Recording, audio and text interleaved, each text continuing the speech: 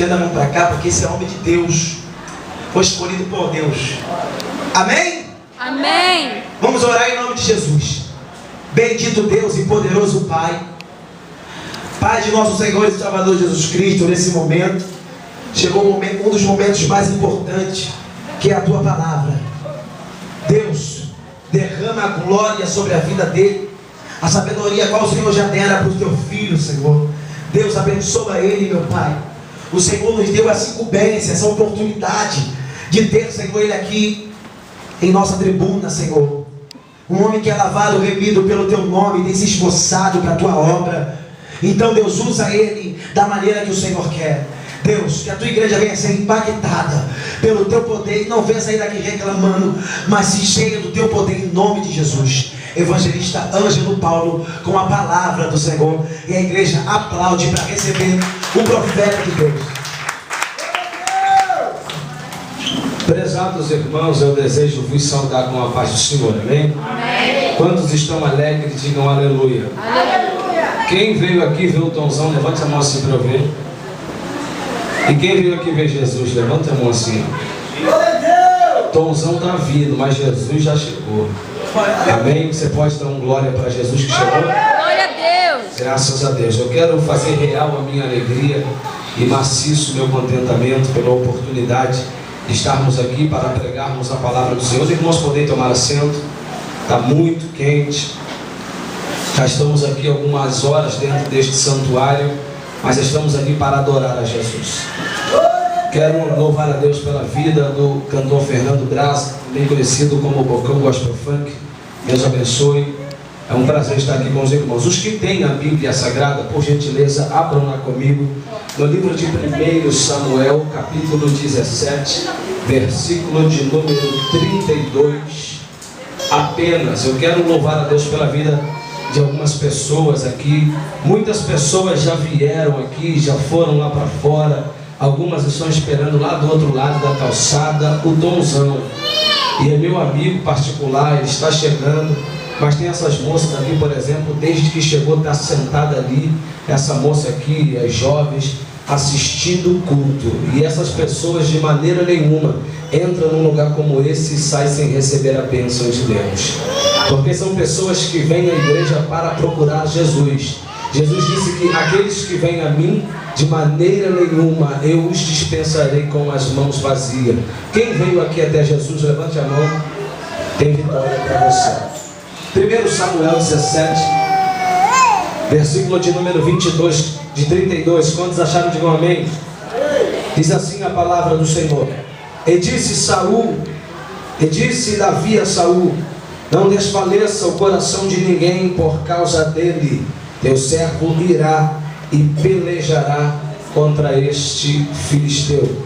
Diga comigo, disse Davi, não desfaleça o coração de ninguém por causa dele. O teu servo irá e pelejará contra este filisteu. Amém. Senhoras e senhores, o texto que ora fizemos apreço é por todos nós bastante conhecido. Vai nos contar a história de Davi. Para quem não sabe, Davi foi o segundo rei de Israel, e de todos os reis, Davi foi o maior.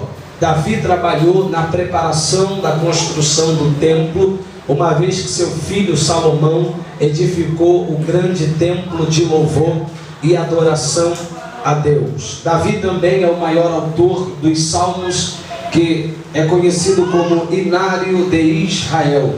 Mas não se pode falar de Davi sem falar de Saul. Não se pode falar de Saul e Davi sem antes falar de Samuel. O livro de 1 Samuel é decisivo na história de Israel, porque o livro de 1 Samuel narra a transição de um período importantíssimo para outro período. O livro de 1 Samuel narra a transferência do período teocrático para o período monárquico. O período teocrático era dos juízes, período monárquico era dos reis. E o profeta Samuel é a ponte de um período ao outro, porque o profeta foi o último juiz de Israel e com as suas mãos ele ungiu os 2 primeiros reis de Israel, uma vez que um era Saul, o outro era Davi. Eu poderia dar 10 diferenças entre Saul e Davi, não vou fazê-lo porque a oportunidade não nos é propícia. Eu quero citar apenas 2 diferenças de Saul e de Davi. A primeira diferença: Saul foi escolhido pelo povo e aprovado por Deus. Davi foi escolhido por Deus e aprovado pelo povo. Na igreja do Senhor nos dias atuais nós também temos essas 2 tipos de pessoas: aquelas que são escolhidas pelo povo e confirmadas por Deus, e aquelas que são escolhidas por Deus e confirmadas pelo povo. Mas a segunda diferença é a maior e mais importante, sobre a qual eu quero tecer alguns comentários. A segunda diferença de Davi e Saul, de Saul e Davi, é que Saul foi um rei levantado na lógica e Davi foi levantado na contramão da lógica. Diga comigo: Saul. Eu não ouvi nada. Saul foi levantado pela lógica. E Davi foi levantado na contramão da lógica. Toda a situação que estava em volta da vida de Saul o levava a ser rei de Israel. Antes de ser rei, ele era general do exército de Israel. A Bíblia diz que no arraial de Israel não havia homem tão bonito, tão forte e tão hábil em guerra como Saul. A lógica empurrou da Saul a ser rei de Israel. É como se nós disséssemos, em outras palavras: filho de pastor é pastor, filho de cantor é cantor, filho de jogador de futebol é jogador de futebol, filho de artista também é artista. Mas Davi foi levantado na contramão da lógica. Davi não tinha nenhuma condição de ser rei. Todos nós sabemos que quando alguém fosse levantado a rei em uma casa, teria que ser o mais velho. Davi morava numa família de 8 irmãos e ele era o mancebo, o mais novo. A Bíblia diz que quando Samuel vai na casa de Jessé para lá ungir um rei, ele vai ver os 7 irmãos de Davi. Uma vez que Deus não havia escolhido nenhum deles, ele então vai descer o óleo sobre Davi, porque era Davi o rei a quem Deus havia escolhido. Mas há uma diferença entre quem é levantado pela lógica e quem é levantado na contramão da lógica. Pergunta para mim: qual? Eu não respondo, mas forte: qual? Aquele que é levantado pela lógica, ele é esquecido pelo povo. As obras de sua mão não mais são comentadas, mas os que são levantados na contramão da lógica são levantados para fazer história. Ele pode até morrer, os seus ossos podem desaparecer na terra, mas alguém ainda vai lembrar do seu nome. A Bíblia diz que aproximadamente 900 anos Davi estava morto, seu filho Salomão também tinha morrido, e ele entrava em Jericó. E quando Davi entrava em Jericó, Bartimeu gritava: ó Jesus, filho de Davi, tenha misericórdia de mim e da minha alma. Quem sabe você entrou aqui nesta noite, a tua família é uma família falida, a tua casa é uma casa dividida, na tua casa não há ninguém que preste. Alguém olha para você e fala: pau que nasce torto, morre torto. É mentira do diabo. Esta situação que tu vives não representa o abandono de Deus, não. Esta situação que tu vives não representa o esquecimento de Deus. Sabe o que isto quer dizer? Que Deus tem uma obra na tua vida e Ele vai te levantar para fazer história. Você pode até morrer, mas alguém vai lembrar do teu nome. Tem lugar que você não vai chegar, mas a tua história vai. E tem lugar que quando você chegar, a tua história chegou primeiro. Quem pode adorar, levante a mão, levante a mão, levante a mão. Eu quero ouvir você adorar.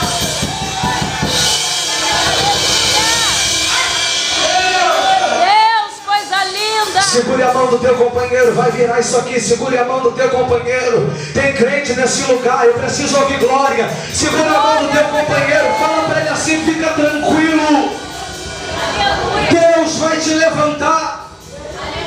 Eu não estou ouvindo. Deus vai te levantar para fazer história. Pessoas vão ouvir dizer o que Deus fez na tua vida.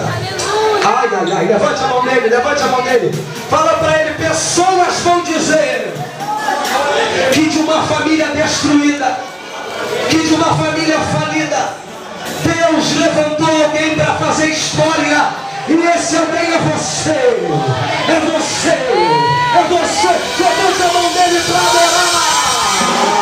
Levante. Ai, ai, ai, olha lá, olha lá, olha lá. Levante a mão dele para adorar. Levante a mão dele para adorar. Deus está procurando pessoas para levantar e fazer história.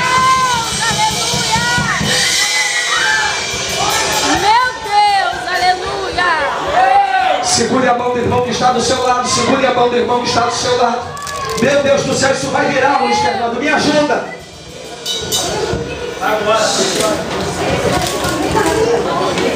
Fala para ele, quem sabe na tua família não tem ninguém que dê certo. Não tem ninguém que dê certo. Mas Deus tem um grande projeto para a tua vida. Grande projeto. Oh, meu Deus do céu, segura a mão dele aqui, segura a mão dele, fala para ele, o projeto de Deus é te levantar para fazer história.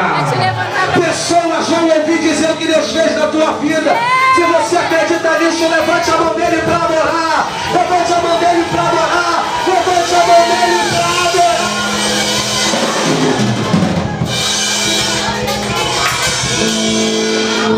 A Bíblia diz que o olho de Deus desceu sobre Davi. Preste bem atenção, porque a tua vida vai ser dividida antes e depois dessa mensagem. Tem coisa de Deus aqui, tem um negócio aqui. A Bíblia diz que Saul ainda estava no trono, mas as senhoras de Israel gritavam: se Saul matou 110, Davi matou 100. E se Saul matou 100, Davi matou milhares. Sabe o que era isto?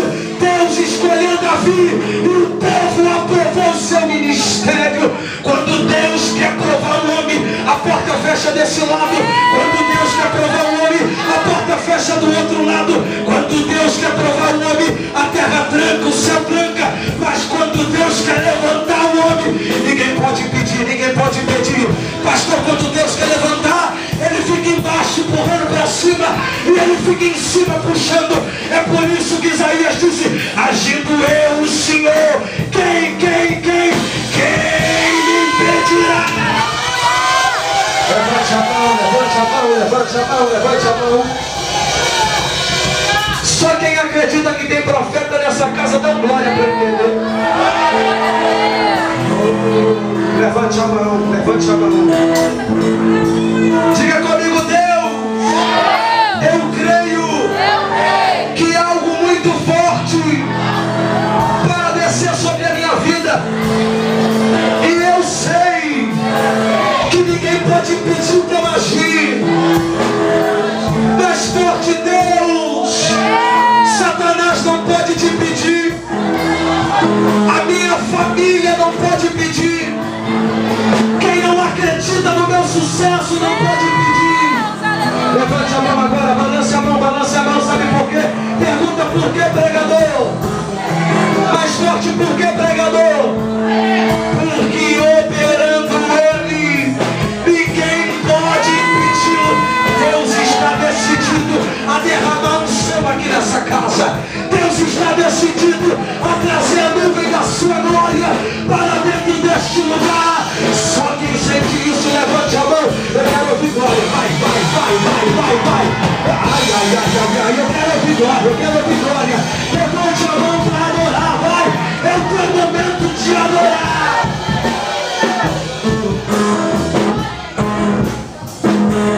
Baixinho, baixinho, baixinho. Escuta isso aqui, Donzão. O olho de Deus desceu sobre Davi.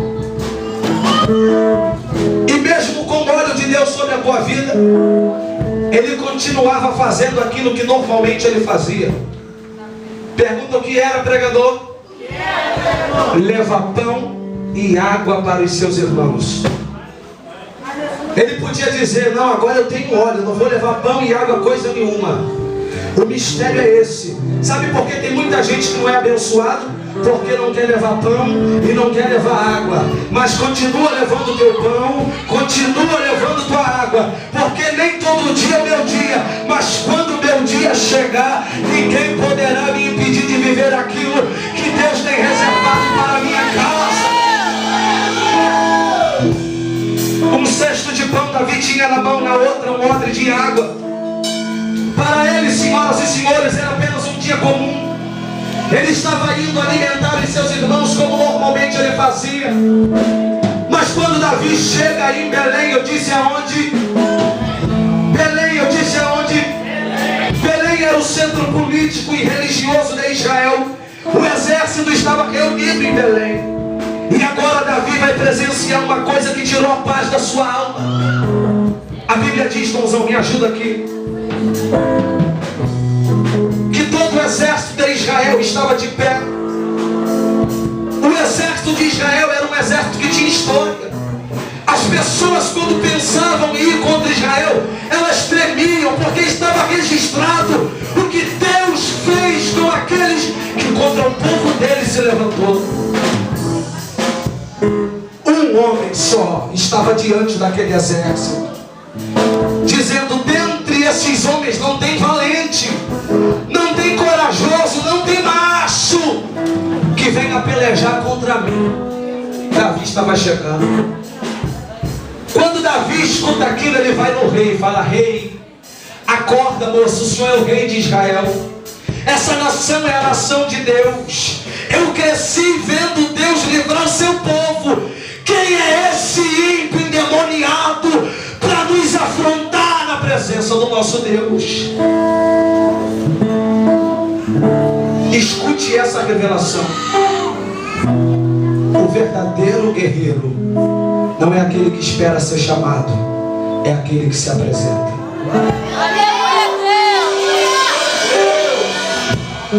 Aquilo não era com ele. O homem apropriado para lutar contra Golias era Saul, mestre em guerras e armas, o rei de Israel. Na casa de Davi pelo menos tinha 7 soldados: Eliabe, Samar, Abinadab e outros 4 que a Bíblia não cita o nome. O exército de Israel era reconhecido por ser um exército truculento e bravo. O negócio não era com ele. O senhor sabe o que está matando a nossa igreja? Você sabe, Fernando, o que está matando a nossa igreja? A omissão. Você sabia, Tomzão? A igreja está caindo, problema do pastor. O culto de terça-feira não está sendo bem cooperado, problema do pastor. O culto de quinta-feira não está do jeito que deveria estar, problema do pastor. Mas Deus está levantando nessa última hora eu, Tomzão, Fernando, você, e nós começaremos a nos apresentar. O verdadeiro guerreiro é aquele que se apresenta. Tomzão, eu glorifico a Deus pela sua vida, porque você se apresentou. Esse exército precisava de você. Levante a mão e glorifica pela vida dele. Chegou reforço.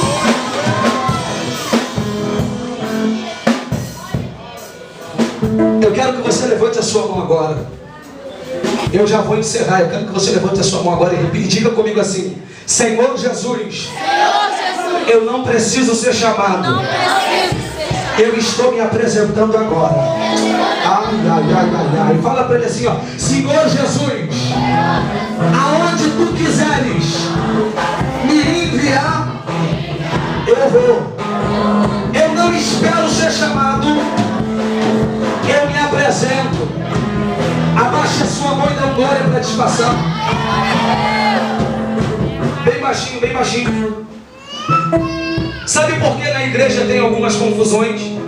Eu vou descodificar agora. Porque as pessoas se apresentam para fazer aquilo que já tem alguém fazendo. Na igreja é briga para dirigir o culto de quinta-feira, é briga para dirigir o de terça, é briga para dirigir o de sexta, é briga para anunciar o programa na rádio, é briga para pregar domingo. Sabe o que? As pessoas brigam para fazer aquilo que pessoas